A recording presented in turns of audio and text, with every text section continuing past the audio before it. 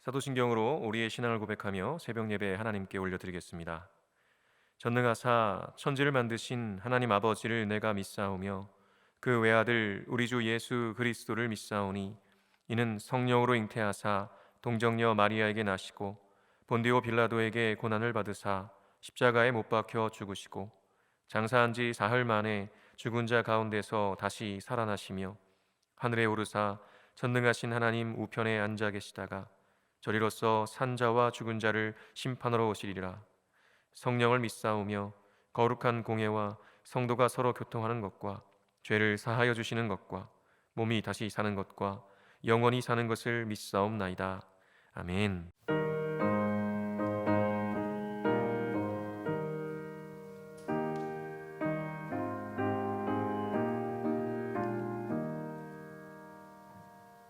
너 예수께 조용히 라가 내 모든 짐 내려놓고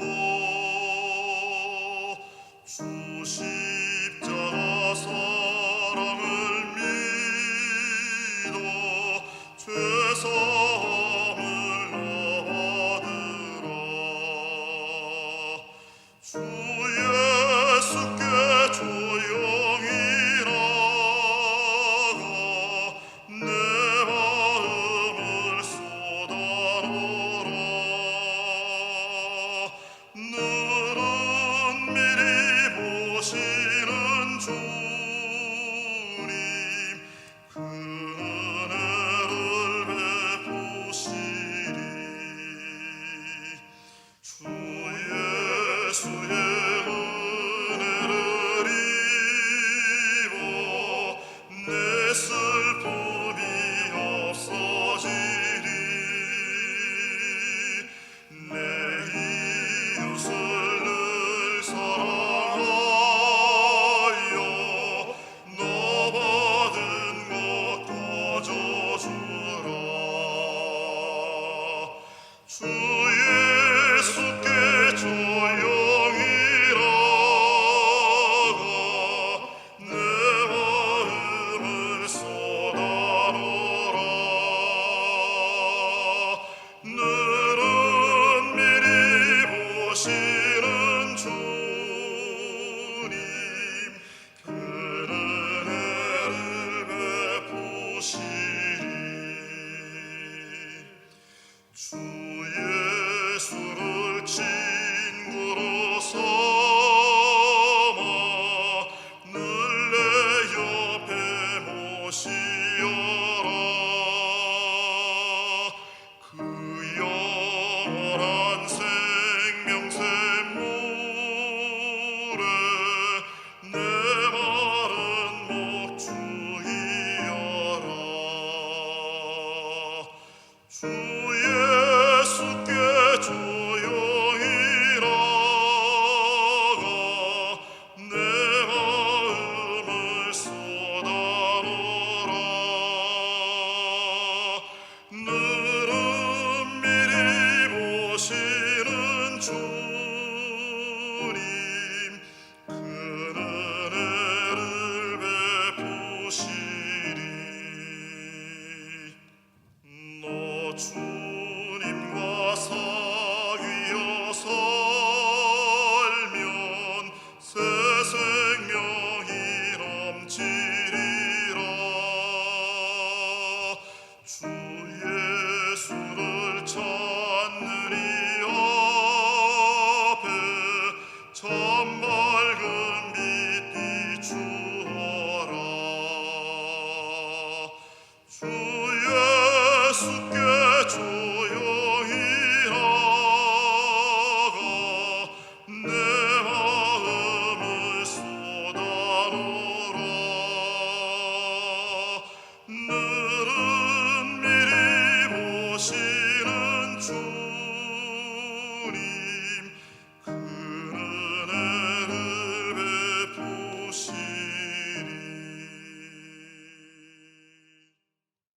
이 시간 우리에게 주시는 하나님의 말씀은 전도서 4장 7절에서 16절까지의 말씀입니다. 제가 봉독하겠습니다. 내가 또 다시 해 아래에서 헛된 것을 보았도다. 어떤 사람은 아들도 없고 형제도 없이 홀로 있으나 그의 모든 수고에는 끝이 없도다. 또 비록 그의 눈은 부요를 족하게 여기지 아니하면서 이르기를 내가 누구를 위하여는 이같이 수고하고 나를 위하여는 행복을 누리지 못하게 하는가 하여도 이것도 헛되어 불행한 노고로다. 두 사람이 한 사람보다 나음은 그들이 수고함으로 좋은 상을 얻을 것임이라. 혹시 그들이 넘어지면 하나가 그 동물을 붙들어 일으키려니와 홀로 있어 넘어지고 붙들어 일으킬 자가 없는 자에게는 화가 있으리라. 또 두 사람이 함께 누우면 따뜻하거니와 한 사람이면 어찌 따뜻하랴. 한 사람이면 패하겠거니와 두 사람이면 맞설 수 있나니 세 겹줄은 쉽게 끊어지지 아니하느니라. 가난하여도 지혜로운 젊은이가 늙고 둔하여 경고를 더 받을 줄 모르는 왕보다 나으니 그는 자기의 나라에서 가난하게 태어났을지라도 감옥에서 나와 왕이 되었음이니라. 내가 본즉 해 아래에서 다니는 인생들이 왕의 다음 자리에 있다가 왕을 대신하여 일어난 젊은이와 함께 있고 그의 치리를 받는 모든 백성들이 무수하였을지라도 후에 오는 자들은 그를 기뻐하지 아니하리니 이것도 헛되어 바람을 잡는 것이로다. 아멘. 제가 기도하겠습니다. 사랑이 충만하신 하나님, 우리를 홀로 두지 않으시고 함께 살아갈 수 있도록 공동체를 주셔서 감사합니다. 가족과 친구, 직장, 교회 공동체에서 만나는 모든 사람들과 화평케 하시고 함께 사는 즐거움과 기쁨을 누리는 우리 모두가 되게 하여 주옵소서. 나 자신을 위해 사는 이기적이고 어리석은 인생이 아니라 다른 이들을 위해 내게 있는 것들을 나누고 흘려보내며 함께 사는 기쁨을 충만하게 누리는 인생 되게 하여 주옵소서. 오늘도 진리의 말씀으로 우리를 가르쳐 주시는 주님께 감사드리며 예수 그리스도의 이름으로 기도합니다. 아멘. 할렐루야. 오늘도 주님을 예배하는 자리에 서신 모든 분들에게 주님의 놀라우신 은혜와 평강이 넘치시기를 간절히 축원합니다. 오늘은 나 혼자 못 산다라는 제목으로 하나님 말씀 전하겠습니다. 여러분, MBC 프로그램 중에 나 혼자 산다라는 프로그램이 있는데 혹시 아십니까? 네, 2013년부터 방영을 시작해서 올해로 10년째 계속되고 있는 장수 프로그램입니다. 독신 남녀와 1인 가정이 늘어나는 이 세태를 반영해서 혼자 사는 유명인들의 일상을 관찰 카메라 형태로 담은 이 다큐멘터리 형식의 예능 프로그램이죠. 저도 예전에 종종 보았던 프로그램인데요. 일단 예능이니까요. 이 프로그램을 보고 있다 보면 그냥 재미있습니다. 혼자 사는 유명인들이 혼자 살기에 누리는 그 자유와 즐거움, 그리고 또 외로움과 쓸쓸함, 그 과정에서 오는 좌충우돌 생활기가 보는 이들로 하여금 웃음을 자아내며 여러 생각들을 하게 합니다. 물론 가장 많이 드는 생각은 나도 혼자 살아보고 싶다. 누구 하나 뭐라고 하는 사람 한 명도 없고 또 자기 마음대로 편한 대로 사니까 얼마나 좋겠어. 정말 재밌겠다. 부러워. 이런 생각이 드는 거죠. 이제 1인 가구 수가 2021년 기준으로 전체 가구의 33.4%나 된다고 합니다. 지난 5년 사이에 무려 5% 이상 늘어난 수치인데요. 지금까지 이제 가구 수의 대표였던 이 4인 가구 수는 20% 이하로 내려가 버렸습니다. 이제는 더 이상 혼자 사는 것에 대해 부정적이지 않은 시대를 살고 있는 거죠. 경제는 어렵고 경쟁은 심화되고 코로나 팬데믹으로 인해 사람들 간의 사회적 거리는 멀어지는 일련의 과정들을 통해서 점점 더 나 혼자 산다가 당연하고 자연스러워지는 시대를 살아가고 있는 거죠. 이런 시대와 상황을 우리 그리스도인들은 어떻게 받아들이고 어떻게 대응해야 될까요? 오늘 전도자는 우리에게 그에 대한 지혜를 전해주고 있는데요. 먼저 어떠한 사람의 이야기를 하고 있습니다. 8절 말씀에 이렇게 기록합니다. 어떤 사람은 아들도 없고 형제도 없이 홀로 있으나 그의 모든 수고에는 끝이 없도다. 또 비록 그의 눈은 부요를 족하게 여기지 아니하면서 이르기를 내가 누구를 위하여는 이같이 수고하고 나를 위하여는 행복을 누리지 못하게 하는가 하여도 이것도 헛되어 불행한 너거로다. 어떤 사람이 있는데요. 이 사람을 보니까 쉬지도 않고 일만 하며 사는 거예요. 그러니 돈을 얼마나 많이 모았겠습니까? 그런데도 이 사람은 그렇게 일만 하면서 모아놓은 그 많은 돈이 눈에 차지 않는 거예요. 도대체 얼마나 더 많이 있어야 만족할 수 있을까요? 그리고 그 만족함 없는 눈은 이 사람으로 하여금 또다시 쉬지 않고 일에 매진하게 합니다. 조금만 더 모으면 좋겠다 하면서 끊임없이 일하고 또 일하며 돈을 모으는 것이죠. 그러다가 어느 순간 갑자기 이런 생각이 드는 거예요. 나는 왜 내 인생을 이렇게 즐기지도 못하고 일만 하며 사는 거지? 도대체 내가 누구 때문에 이 수고를 하고 있는 거지? 예, 정말 안타깝지 않습니까? 그 인생의 모든 것을 쏟아부어서 일에 매진하고 또 매진해서 많은 돈을 모았지만 거기에 만족하지 못하고 또다시 일하고 있는 이 모습. 그러다가 갑자기 자기가 도대체 왜 이렇게 쉬지도 못하고 누리지도 못하고 계속 일만 하고 있는 것인가에 대한 의문이 찾아온 거죠. 그런데요, 더 안타까운 것은 무엇입니까? 예, 이 사람은 아들도 없고 형제도 없이 홀로 사는 사람이었습니다. 여러분 돈을 왜 버십니까? 예, 돈은 세상을 살아가는데 반드시 필요한 것입니다. 정말 중요한 것이죠. 그런데 그 중요한 돈으로 무엇을 하십니까? 사랑하는 가족들 잘 먹이고 잘 입히고 잘 재우려고, 또 사랑하는 자식들 고생 안 시키고 교육 잘 시켜서 훌륭한 사람 되게 하려고 여러분 돈 버는 거 아니십니까? 예, 대부분 그러실 거예요. 그런데 이 사람은 어떻습니까? 그렇게 열심히 쉬지 않고 일해서 모은 그 많은 돈을 쓸 데가 없는 거예요. 힘들게 번 돈으로 맛있는 음식을 사줄 가족이 없습니다. 좋은 옷 사줄 아내도 남편도 없고요. 좋은 선생님, 좋은 학교에서 공부할 수 있도록 지원해줄 자녀들도 없는 거예요.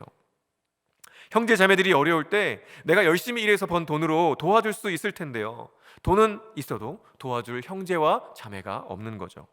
그러니 많은 사람들이 부러워할 만큼 많은 돈이 있어도 허망할 뿐인 것입니다. 자신이 누리지도 못하면서 지금까지 힘들게 노동한 그 모든 것이 도대체 무슨 의미가 있는지 허무와 자괴감이 찾아왔던 거죠.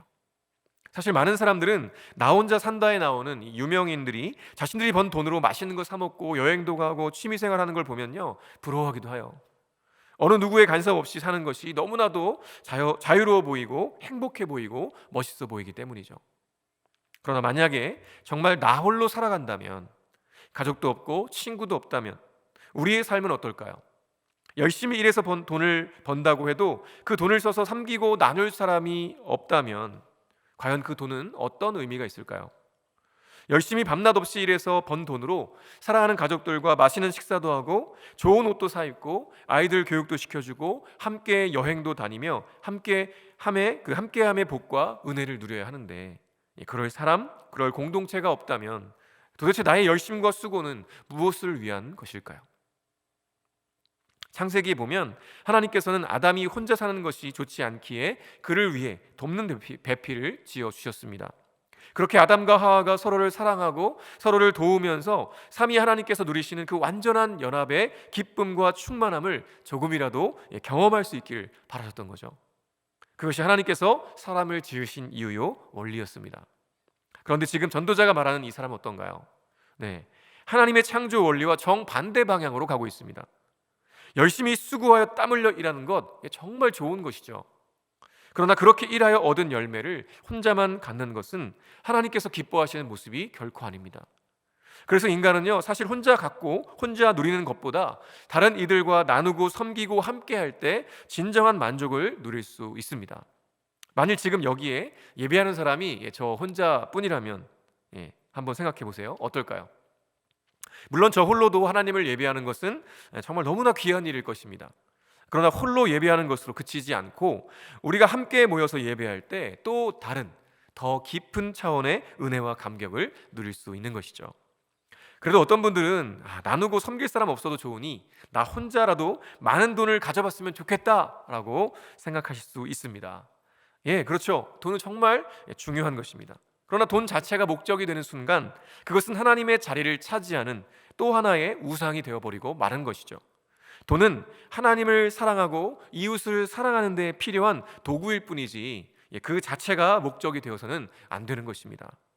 그런데 전도자가 말한 이 사람에게는요, 돈이 결국 목적이 되어버린 것이죠. 그래서 어느 순간 정신을 차려보니 돈만 있고 사람은 없으니 허망하고 허무할 수밖에 없는 것입니다. 그렇게 이 사람의 수고도 헛되고 부질없는 것이 되어버리는 것을 보면서 전도자는 그 허물을 이겨낼 방법을 말해줍니다. 9절에서 12절까지 말씀인데요, 제가 읽겠습니다. 두 사람이 한 사람보다 나음은 그들이 수고함으로 좋은 상을 얻을 것임이라.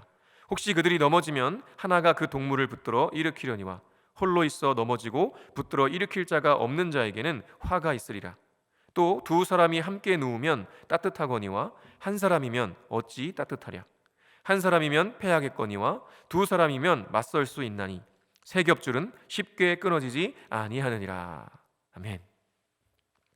한 사람만의 수고와 고생이 헛됨을 말한 이 전도자가 이번에는 한 사람이 아니라 두 사람이 훨씬 낫다라고 말하죠. 왜냐하면 홀로 일하는 것보다 두 사람이 일할 때 훨씬 더 좋은 성과, 좋은 열매를 얻을 수 있기 때문입니다. 그뿐인가요? 혹시 한 사람이 넘어지면 다른 한 사람이 넘어진 사람을 붙들어 일으켜 줄 수 있잖아요. 그런데 홀로 있다면 어떨까요? 아무도 넘어진 자신을 일으켜 줄 사람이 없는 거예요. 그것만큼 불쌍하고 딱한 일이 또 어디 있겠습니까? 또 추울 때 여러분 혼자 누우면 어떻습니까? 요즘에는 온돌방이 뜨끈해서 괜찮으시다고요. 이불이 엄청 따뜻해서 편안하시다고요. 물론 그럴 수 있죠. 그러나 여기서 말하는 것은요, 내 몸을 따뜻하게 할 방법이 없을 때를 말하는 거예요. 그러면 어떻겠습니까? 춥죠. 잠을 제대로 잘 수 있을 리가 없습니다. 그러나 나 혼자가 아니라 둘이 함께 누우면 어떨까요? 서로의 체온으로 인해서 훨씬 더 따뜻하게 잠을 잘 수 있을 겁니다. 그리고 혼자 싸우면요, 질 수밖에 없어도요, 둘이 힘을 합하면 적에게 맞설 수 있는 힘이 생기는 것이죠. 또한 세 겹줄은 쉽게 끊어지지 않는 법입니다. 전도자는요, 이렇게 점층법을 쓰면서 한 사람보다 두 사람보다 세 사람이 더 낫다고 말하는 것이죠. 그러니까 공동체의 중요성에 대해서 강조하고 있는 것입니다. 전도자가 볼 때 혼자만 누리겠다고 애쓰고 힘쓰는 것이 얼마나 허무하고 헛된지, 그래서 그 헛된 수고와 애씀이 얼마나 안타까운지 그것을 말하고 있는 것이죠. 이 유한하고 짧은 인생에서 돈에 매여서 그렇게 일만 하다가 주위에 아무것도 남지 않아서 허망하고 허무한 인생으로 마감하는 것이 아니라, 비록 돈은 많지 않아도 내 옆에 내가 사랑하고 아껴주고 섬길 수 있는, 나의 마음을 나눌 수 있는 사랑하는 이들, 가족, 이웃, 교회 공동체와 함께하는 것이 얼마나 귀한 것인가를 강조하고 있는 것이죠. 여러분, 벌써 올 한 해가 거의 다 가고 12월이 되었습니다. 올 한 해를 시작할 때 어떤 결단과 다짐을 하셨습니까? 그 결단과 다짐들을 잘 이루어 오고 계신가요? 그런데요, 그렇게 이루고자 하는 일들을 위해서 최선을 다해 열심히 수고하고 애썼다고 해도 그 결과와 열매를 하나님을 위해, 또 나의 가족과 이웃과 공동체를 위해 나누고 섬기지 않는다면 무슨 의미가 있을까요? 올해가 다가기 전에 다시 한번 하나님께서 여러분이 수고하고 애쓰게 하신 그 이유와 목적이 무엇인지 깊이 한번 돌아보시기를 간절히 바랍니다. 내가 다 이루지 못한 것 때문에 분해하고 안타까워하기 전에 지금까지 이루고 열매 맺게 하신 것들을 누군가에게 나누고 흘려보내고 있는지를 먼저 생각하는 것이 참으로 지혜로운 사람일 것입니다. 다시 한번 전도서의 핵심 메시지를 생각해 보십시오. 해 아래 모든 것이 다 헛되다. 그러니 차라리 잘됐다, 오늘을 즐기고 누리자가 아니라 우리의 삶의 모든 것을 해 위에서 모두 보고 계신 하나님께서 반드시 심판하실 것이니 오직 하나님을 경외하며 그분의 말씀에 순종하는 것이 마땅하다는 것이죠.